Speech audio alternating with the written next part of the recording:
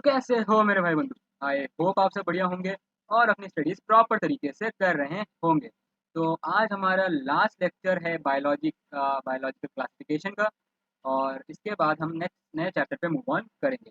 आज का जो टॉपिक है बहुत ही इंटरेस्टिंग टॉपिक होने वाला है क्योंकि ये हमारे आजकल के लाइफ से बहुत ही ज़्यादा रिलेट कर रहा है, ठीक है? और अभी इसका कुछ वेरिएंट हमें देखने को मिला था। आपने इस सब को तो सुना ही होगा वायरस। तो आज हम वायरस को पढ़ने वाले हैं, ठीक है? एनसीईआरटी का लाइन बाय लाइन हम लोग एक-एक करके अच्छे से रीड करने वाले हैं। तो चलिए बिना किसी टाइम को वेस्ट किए अपने टॉपिक की तरफ हम मूव करते हैं और हमारे टॉपिक का नाम है आज का virus, viroids and prions and like. तो हमारे पास ये 4 टॉपिक हमें पढ़ना है। मेन पहले हम वायरस के बारे में पढ़ेंगे, उसके बाद वायरस के अंदर ही ये आपके पार्ट्स होते हैं viroids and prions and lichens हमारा क्या है, एक एसोसिएशन है फंजाई और इसको भी हम स्टडी आज की क्लास में करने वाले हैं, ठीक है? चलिए। In the five kingdom classification of Whittaker, there is no mention of lichens and some acellular organisms like viruses, viroids, prions. These are briefly introduced. अब यहाँ पे क्या बोला गया है कि हम लोग ने आर एच विटिकर के फाइव किंगडम क्लासिफिकेशन को तो स्टडी कर लिया है, ठीक है? और इस फाइव किंगडम क्लासिफिकेशन के अंदर यहाँ पर इन्होंने किसकी बात नहीं की है, लाइकेंस की बात नहीं की इन्होंने। इन्होंने एसेलुलर ऑर्गेनिज्म जैसे कि वायरसेस, वायरॉइड्स, प्रायंस की बात इन्होंने नहीं की, जिसका हम ब्रीफ इंट्रोडक्शन इस टॉपिक के अंदर देखने वाले हैं। चलिए आगे चलते हैं। अब हम लोग आगे चलते हुए रीड करते हैं। All of us who have suffered the ill effects of common cold or flu known what effects viruses can have on us। अब जैसे कि हमें पता है और हम लोग बहुत बार सर्वाइव कर चुके हैं या फिर हम लोग ने कभी ना कभी कॉमन कोल्ड से सफ़र किया होगा, जिसे हम कॉमन फ्लू भी बोलते हैं।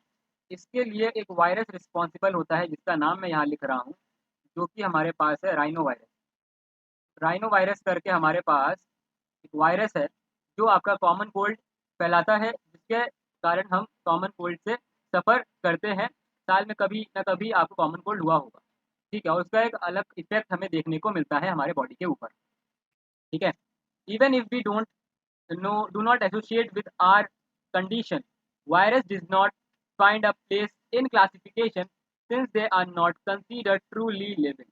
अब यहाँ पर क्या हुआ कि even if we do not associate with our condition, virus did not find a place in classification since they are not truly living।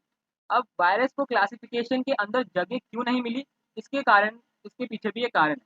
क्यों? क्योंकि वो एक ट्रू लिविंग ऑर्गेनिज्म में काउंट नहीं होता है, ठीक है? बट हमारी कंडीशन को बहुत बदतर कर सकता है, ठीक है? If we understand living as those organism that have a cell structure, virus are non cellular organism that are characterized by having an inert crystalline structure outside the living cell। अब क्या हो रहा है यहाँ पर कि हम लोग लिविंग ऑर्गेनिज्म को कंसीडर कैसे करते हैं? उनके सेल स्ट्रक्चर से, है ना? तो सेल स्ट्रक्चर जिसके पास है उसी को हम क्या बोलते हैं, लिविंग ऑर्गेनिज्म की कैटेगरी में रखते हैं। बट यहाँ पर वायरस क्या है, एक नॉन सेलुलर ऑर्गेनिज्म है जिसके पास सेल मौजूद नहीं है। तो इसके पास ऐसा स्पेशल है क्या जिसको हम लिविंग और नॉन लिविंग कैटेगरी दोनों के अंदर डालते हैं? तो इसके पास क्या है, एक इनर्ट क्रिस्टलाइन स्ट्रक्चर है जो कि वो एक बना देता है किसी भी लिविंग सेल को, ठीक है? उसके बाहर एक क्या कर देता है, क्रिस्टलाइन स्ट्रक्चर खड़ा कर देता है लिविंग सेल के बाहर, ठीक है? जिसके कारण हमें वो इन्फेक्ट करने में कामयाब हो जाता है, ठीक है? सक्सेसफुल हो जाता है और इसीलिए हम वायरस का शिकार जल्दी बन जाते हैं। जैसे कि अभी कोविड-19 फैला था कुछ साल पहले, तो उसमें भी ऐसा ही देखा गया था, ठीक है? वो धीरे-धीरे कर एक से दूसरे आदमी को क्या कर रहा था, इफ़ेक्ट कर रहा था। आगे चलते हुए हम लोग कुछ वायरसेस को देखते हैं। यहाँ पर हमारी एनसीईआरटी 2 वायरसेस के बारे में डिस्कस करती है या फिर उसके एग्ज़ाम्पल्स हमें देती है। ये जो पहला वायरस देख रहे हो, इसे हम कहते हैं टोबैको मोज़ैक वायरस। क्या है हमारे पास? ये है टोबैको मोज़ैक वायरस टीएमवी। तो यहाँ पर आप देख सकते हो इसके पास यहाँ पर एक जेनेटिक मटेरियल है, इसका आरएनए, ठीक है? ये आपका जेनेटिक मटेरियल है। अब आप मैक्सिमम क्या देखोगे, मैक्सिमम वायरसेस के पास आपका जेनेटिक मटेरियल क्या मिलेगा, आरएनए मिलेगा। और आरएनए हमें पता है कि वो सिंगल स्ट्रैंडेड होता है, डीएनए आपका डबल स्ट्रैंडेड होता है, आरएनए सिंगल स्ट्रैंडेड होता है और इसीलिए वो सबसे ज़्यादा जल्दी रेप्लिकेट कर अपना जो जिस भी बॉडी को वो होस्ट बनाता है, ठीक है? उसके अंदर बहुत तेज़ी से वो फैलने लग जाता है। तो यहाँ पर ये जो आपको ग्रीन कलर के स्ट्रक्चर्स दिख रहे हैं, ये जो एक स्ट्रक्चर आपको दिख रहा है, एक सिंगल यूनिट अगर स्ट्रक्चर की बात करें तो इसको हम बोलते हैं कैप्सोमेयर, और इस पूरे को कलेक्टिवली हम बोलते हैं कैप्सिड। पूरे को कलेक्टिवली कैप्सिड बोलते हैं।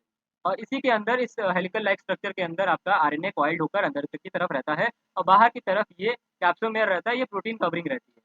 ठीक है, टोबैको मोज़ेक वायरस। अब इस तरफ आपको दिया गया है बैक्टीरियोफेज वायरस। अब ये बैक्टीरियोफेज वायरस क्या करता है, ये इन्फेक्शन कॉज करता है बैक्टीरियाज के अंदर, कॉज इन्फेक्शन इन बैक्टीरिया। ठीक है, बैक्टीरियाज के अंदर ये इन्फेक्शन को क्या करता है, कॉज करता है। तो इसके पास, हमारे पास कितने 3 स्ट्रक्चर 4 स्ट्रक्चर आपको देखने को मिल रहे हैं। पहला इसका हेड, जिसके अंदर आपका पूरा जेनेटिक मटेरियल स्टोर रहता है। फिर आता है कॉलर, फिर आता है ये शीट, ठीक है, और फिर आता है इसका टेल फाइबर्स, जिसके कारण ही ये बैक्टीरिया को पकड़ पाता है और अपना जेनेटिक मटेरियल, जो भी इन्फेक्टेड जेनेटिक मटेरियल है, वो इंजेक्ट कर पाता है। ठीक है, अब आगे चलते हुए हम लोग आगे के पोर्शन को रीड करते हैं। आगे का पोर्शन हमारे को क्या बताता है। Once they infect a cell, they take over the machinery of the host cell to replicate themselves, killing the host. Would you call viruses living or not? अब यहाँ पे क्या हो रहा है, जैसे कि मैंने बताया कि इनके पास एक मशीनरी क्या रहता है, सिस्टम रहता है, जिसके कारण वो सेल को इफेक्ट कर पाते हैं। ठीक है, किसी भी होस्ट सेल को अगर वो पकड़ लेते हैं तो वो क्या करते हैं, रेप्लिकेशन चालू कर देते हैं। रेप्लिकेशन से क्या हो जाता है, वो होस्ट जिसको वो कैप्चर किया होता है वायरस, उनको वो मार देते हैं, किल कर देते हैं। और यहाँ पर एनसीईआरटी हमसे ये क्वेश्चन पूछने लग जाती है कि क्या हम वायरस को लिविंग बुला सकते हैं या फिर नॉन लिविंग। ठीक है, इसके पीछे हमारे पास, अगर मैं इसका आंसर दूँ, तो virus can act as a both. ठीक है, हमें तो पहले से ही पता है कि वायरस क्या है, नॉन लिविंग और लिविंग भी होता है। ठीक है, अगर वो बॉडी के अंदर है, होस्ट सेल के अंदर है, तो वो एज ए लिविंग कहलाएगा, क्योंकि वो होस्ट बॉडी को कैप्चर करके उसी की तरह बिहेव करेगा, ताकि उसके सेल्स पहचान ना पाए वायरस को, और एक एक करके सबको इन्फेक्ट करता जाएगा। और नॉन लिविंग कब, जो वो बाहर है। बाहर है तो बाहर कोई होस्ट फाइल है नहीं उसके पास, तो जिसके कारण वो क्या हो जाएगा, नॉन लिविंग कहलाएगा। वायरस मीन वेनम और पॉइजन। और वायरस का मतलब क्या है, वेनम या फिर पॉइजन। और अगर मैं बात करूं डिमिट्री इवानोव्स्की की, 1892 में इन्होंने रिकॉग्नाइज किया था certain microbes as a casual organism of the mosaic disease of tobacco. तो इन्होंने क्या किया था, टोबैको के मोज़ैक डिसीज के बारे में डिस्कवर्ड किया था 1892 के अंदर। ठीक है, जो कि कुछ माइक्रोब्स द्वारा क्या किया जा रहा था, कॉज कर रहे थे। ठीक है, तो यहाँ पर इन्होंने क्या बात की, there these were found to be smaller than bacteria because they pass through bacteria through filter. अब यहाँ पे क्या बोला जा रहा है, तो दिमित्री जी ने क्या किया था 1892 के अंदर, ऐसे माइक्रोब्स को ढूंढा था, रिकॉग्नाइज किया था, जो कि टोबैको मोज़ैक डिसीज के लिए क्या थे, एक कॉजिंग एजेंट के तौर पे काम कर रहे थे। और ये जो भी माइक्रोब्स थे वो बैक्टीरिया से भी स्मॉलर थे। ऐसा कैसे पता चला, जब इन्होंने इस माइक्रोब्स को क्या किया, फिल्टर किया बैक्टीरिया थ्रू फिल्टर से, तो यहाँ पर ये उस बैक्टीरिया फिल्टर से भी पास हो जा रहे थे। इसका मतलब ये जो माइक्रोब्स हम इनको मिले, वो बैक्टीरिया से भी स्मॉलर थे। अब आगे चलते हैं। एम डब्ल्यू बेजर्निक इन 1898, इनके 6 साल बाद, दिमित्री के 6 साल के बाद, इन्होंने क्या किया, एम डब्ल्यू बेजर्निक ने demonstrate that the extract of the infected plant of tobacco could cause infection in healthy plants and named the new pathogen virus. अब नाम किसने दिया वायरस को, तो नाम देने वाले थे एम डब्ल्यू बेजर्निक। इन्होंने एक डेमोन्स्ट्रेशन परफॉर्म किया, जिसमें इन्होंने क्या किया, टोबैको प्लांट के अंदर से, ठीक है, टोबैको जो इन्फेक्टेड प्लांट था टोबैको का, उसके अंदर से जो भी इन्फेक्टेड प्लांट के जो भी एक्सट्रैक्ट थे, उसको क्या किया, इंजेक्ट किया दूसरे हेल्दी प्लांट्स के अंदर, जिसके बाद उनके उस बाकी हेल्दी प्लांट्स के अंदर भी वो इन्फेक्शन फैल गया, जो कि इन्फेक्टेड टोबैको प्लांट के अंदर था। ठीक है, वहाँ पे इन्होंने इस चीज़ को नाम दिया वायरस। और इन्होंने एक स्टेटमेंट दिया, कंटेजियम वाइवम फ्लूइडम। इसका मतलब क्या है, इन्फेक्शियस लिविंग फ्लूइड। तो ऐसा फ्लूइड जो कि इन्फेक्शियस है पर लिविंग है, मतलब लिविंग सेल्स को क्या कर सकता है, इफेक्ट कर सकता है, और इन्फेक्शियस भी है। आगे चलते हुए हम बात करते हैं डब्ल्यू एम स्टैनली की, जिन्होंने 1935 के अंदर virus could be crystallize by crystals and crystals consist largely of proteins, they are inert outside their specific host cell, viruses are obligate parasite. अब यहाँ पे क्या बोला जा रहा है कि डब्ल्यू एम स्टैनले ने 1935 में क्या किया था, वायरस के अंदर क्या शो किया था कि वायरस के पास एक क्रिस्टलाइन स्ट्रक्चर है। ठीक है, जो कि लार्जली उसका पार्ट जो बना हुआ है, जो क्रिस्टलाइन स्ट्रक्चर है उसका, वो प्रोटीन से बना हुआ है। ठीक है, और जितने भी हमारे पास वायरसेस रहते हैं वो इनर्ट रहते हैं, ठीक है, inert outside their specific host cell, किसी स्पेसिफिक होस्ट सेल के अंदर रहते हैं। ठीक है, और इनको क्या बोला गया, ऑब्लिगेट पैरासाइट, क्योंकि वायरस हमेशा पैरासाइट की तरह ही बिहेव करेगा। ठीक है, इसीलिए इसको ऑब्लिगेट पैरासाइट बोला गया है। ठीक है, ये ना कि हेटरोट्रॉफिक है इनका न्यूट्रिशन का मोड, ना कि इनका मोड क्या है, ऑटोट्रॉफिक है। ये एज अ पैरासाइट बॉडी के अंदर रहते हैं और जो न्यूट्रिशन हम लेते हैं उसी के अंदर से वो न्यूट्रिशन क्या कर लेते हैं, एब्जॉर्ब कर लेते हैं और हमारी बॉडी को क्या बना देते हैं, वीक बना देते हैं।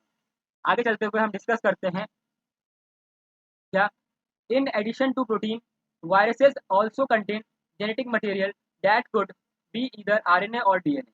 अब यहाँ क्या बोला गया है, खाली प्रोटीन ही प्रेजेंट नहीं होता है वायरस के अंदर, वायरस के अंदर उनका जेनेटिक मटेरियल भी स्टोर होता है, और या तो वो जेनेटिक मटेरियल आपका आरएनए है हो सकता है या फिर डीएनए हो सकता है। किसी भी वायरस के अंदर आरएनए और डीएनए एक साथ प्रेजेंट नहीं हो सकता है। A virus is nuclear protein and the genetic material is infectious. अब जो वायरसेस का है आपका न्यूक्लियर प्रोटीन और जेनेटिक मटेरियल क्या हो सकता है, इन्फेक्शियस हो सकता है। In general viruses that infect plants have single stranded RNA and virus that infect animals have either single or double stranded RNA और double stranded DNA। अब यहाँ पे क्या बोला गया है कि अगर मैं बात करूँ इन्फेक्टेड प्लांट के अंदर अगर किसी वायरस ने इन्फेक्ट किया है तो उस वायरस के पास क्या हो सकता है, सिंगल स्टैंडर्ड आरएनए हो सकता है। तो यहाँ पर अगर मैं प्लांट्स की बात करूँ तो प्लांट्स को इन्फेक्ट करने वाले वायरसेस के पास, प्लांट को इन्फेक्ट करने वाले वायरसेस के पास क्या हो सकता है, सिंगल स्टैंडर्ड आरएनए हो सकता है, सिंगल स्टैंडर्ड आरएनए हो सकता है। और अगर मैं एनिमल्स की बात करूँ, एनिमल्स को इन्फेक्ट करने वाला जो भी वायरस है, ठीक है, तो उसके पास क्या हो सकता है, या तो डबल स्टैंडर्ड आरएनए हो सकता है या फिर डबल स्टैंडर्ड क्या हो सकता है, डीएनए हो सकता है। ठीक है, या तो डबल स्टैंडर्ड आरएनए या फिर डबल स्टैंडर्ड डीएनए हो सकता है।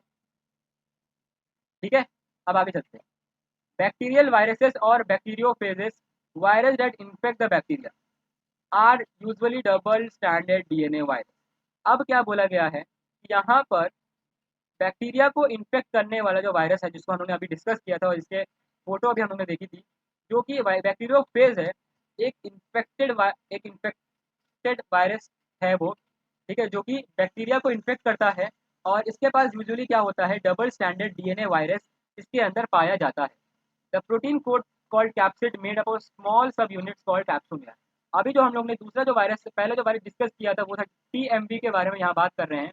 तो टीएमवी के अंदर आपको क्या देखने को मिलेगा, प्रोटीन कोड देखने को मिलेगा जिसको हम क्या बोल रहे हैं, कैप्सिड बोल रहे हैं।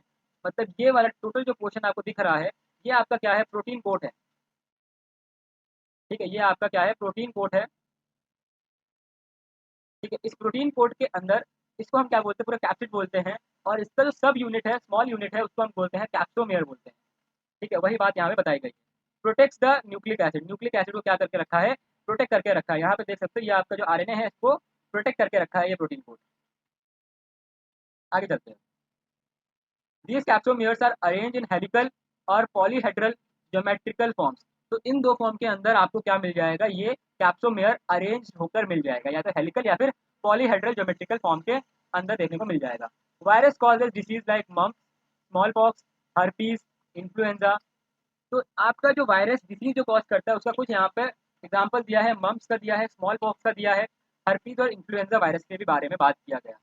AIDS in humans is also caused by a virus. In plants, the symptoms of can be mosaic formation, leaf rolling, curling, yellowing, vein clearing, dwarfing and stunt growth।